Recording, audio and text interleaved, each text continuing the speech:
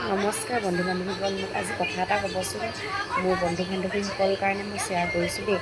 এই যে দালালে যে পইচা খায়, নিজৰ প্ৰাপ্য পইচাখিনি যে খাই দিয়ে, তেতিয়া যদি দালালটোক মাৰ্ডাৰ কৰোঁ বা মাৰি দিওঁ, মাৰ্ডাৰ কৰিলে কিন্তু এতিয়া ফৰ এক্সাম্পল কথা এটা কৈছোঁ, মই যদি মাৰ্ডাৰ কৰোঁ মোৰ জেইল হ'ব। কিয় জেইল হয়?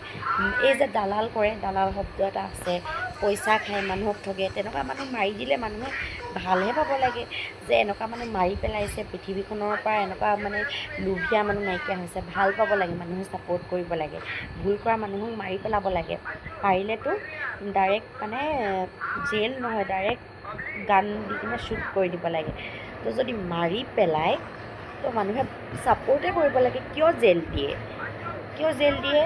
লোকৰ পইচা যে খায় দালালি কৰি, সেনেকুৱা মানুহবিলাকক মাৰি পেলালে যে মানুহে ছাপোৰ্ট কৰিব লাগে মোৰ মতে মানুহক।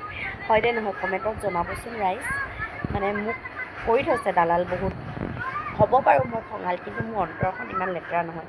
দালাল কৰি থৈছে, সেনেকুৱা মানুহক যদি মাৰি পেলায় মানুহে ছাপোৰ্ট কৰিব লাগে নে জেইল হ'ব লাগে, কি হ'ব লাগে সেইটো জনাবচোন মোক কমেণ্টৰ দ্বাৰা। কাকো মাৰিবলৈ নাযাওঁ বাৰু, কাকো নামাৰোঁ, এনেই জনালোঁ আৰু, এনেই সুধিছোঁ আৰু কমেণ্টৰ দ্বাৰা।